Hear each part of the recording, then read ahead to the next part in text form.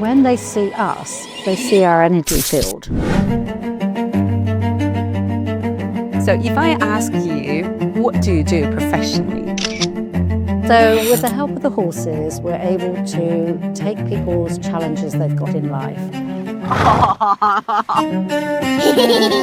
If you are asking them to walk with you, you are asking them effectively to put their life in your hands. What is your challenges running this business now? The biggest challenge,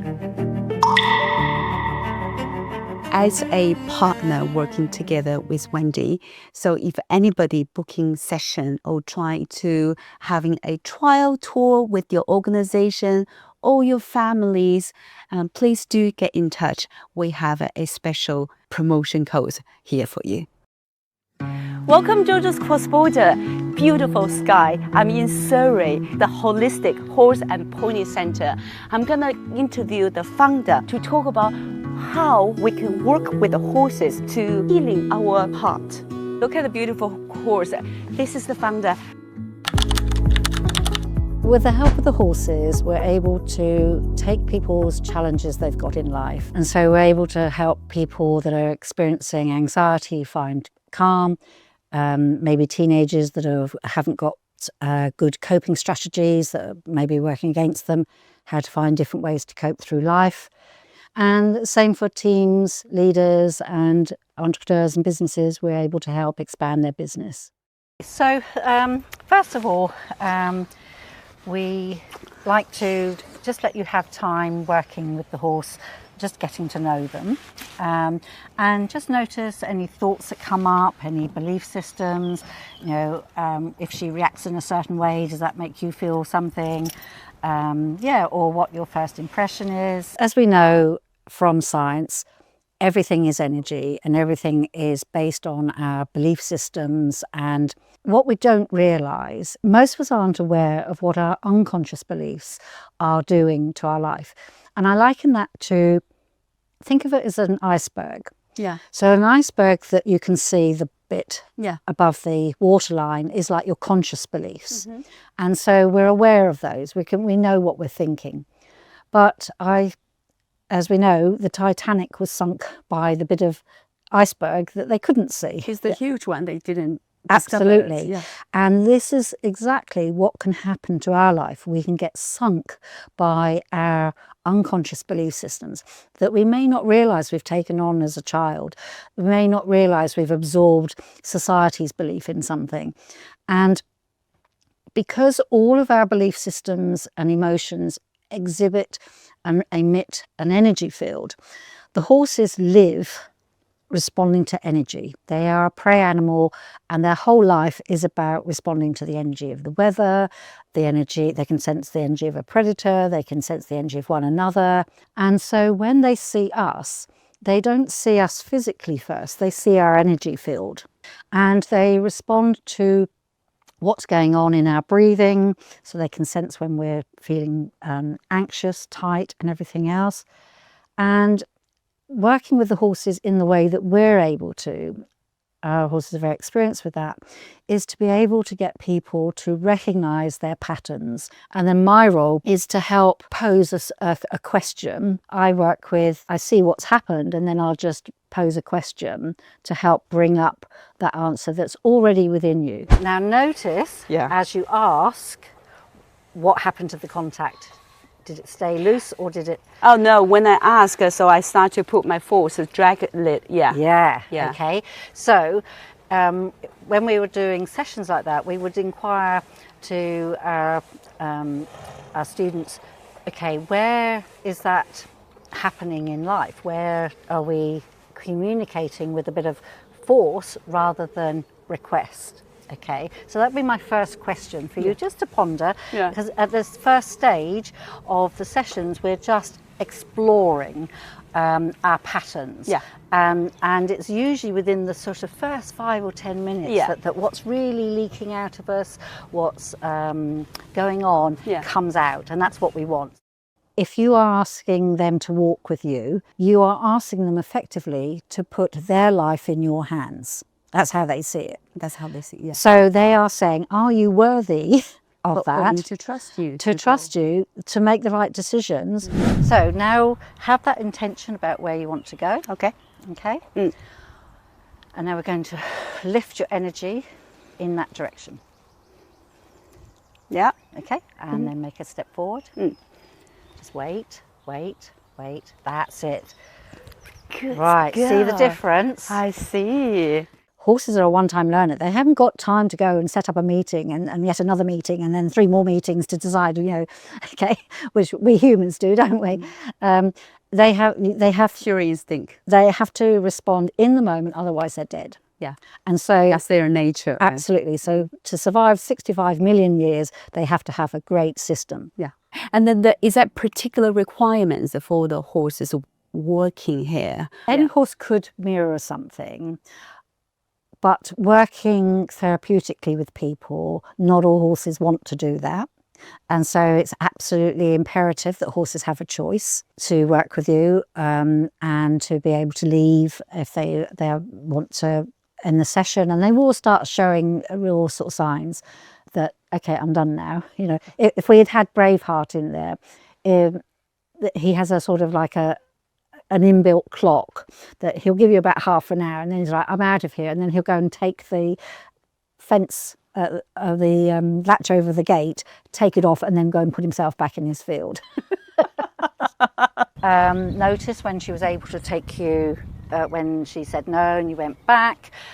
So all these are little, they're not trying, again, notice she's managed to push you off your feet. So they're all, I wouldn't say they're testing, they're just asking, who is the leader here? Okay, at the moment, she is. Because she has been able to make requests or do things and been able to take you off your center, make you change your mind, change your decisions. Okay? So when we want to be, and this is how horses can really support us, learning how to be a strong leader, where we stay clear in our decision making. Right. Okay? If someone, although the horse is trying to push us off centre, not deliberately, they just need to know. This is what they do in the herd, that they will find out, am I over you or you over me? Do you make the decisions or I make the decisions? Yeah. Because when the lion comes along, it makes they sense. haven't got time to go and have a meeting for, for 2 hours. No. Who's going to be the leader? Okay? It makes sense. Come on. So you have to have that strong, this is where we're going, this is what we're doing, and you're learning to step into your power, not step out of hers. Okay? Okay, let's go. So if you think about how horses are communicating in the field, they're not chatting away like we as humans do. No. So the more we can learn non-verbal communication, this is what actually translates to our teams, to other leaders. Or as a leader, you can have great presence without saying a word. You can be a leader, and you probably can think of people, and probably times when you are of that yourself, where just your presence and your energy is enough to silence a room or command what you need.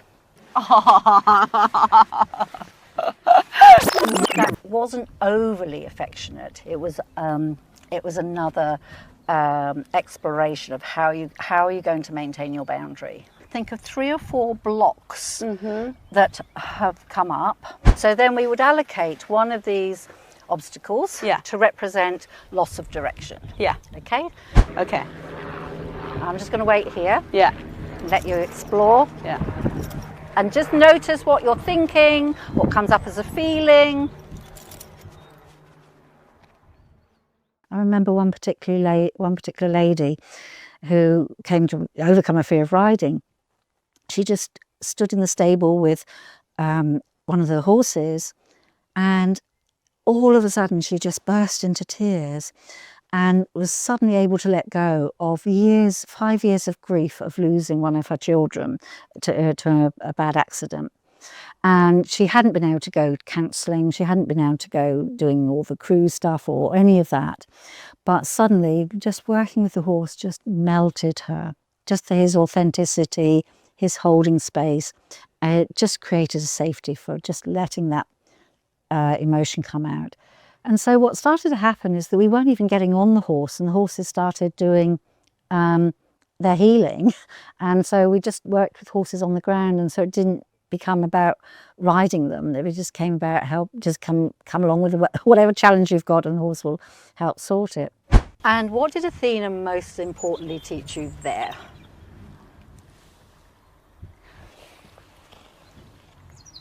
It's a pause. Yes. Pause, reconnected, charging your energy there, and listen to her, and then action. Yeah. And so when we haven't got the horse, we translate that to ourselves. Yeah. Okay. Yeah. The power of the pause is so underestimated. Yeah. In this day and age, and particularly women, I've noticed the ones that I coach, who are so busy doing, and chasing after opportunities, that actually we push more opportunity away from us because we're so busy doing. Like what we did there. Yeah, it's so busy. Yeah. Yeah, and that pushes us into our untrue masculine energy. Whereas when the power of the pause helps us get back into our feminine energy, which allows, instead of reaction, if we take that word and change it around, we go into creation. And we go into creation when we're still.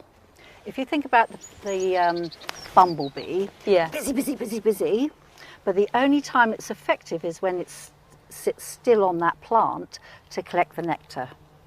And that's what we need to be. Be more bumblebee. That is amazing. What is your challenges running this business now? How many horses do you have? We have 28 horses.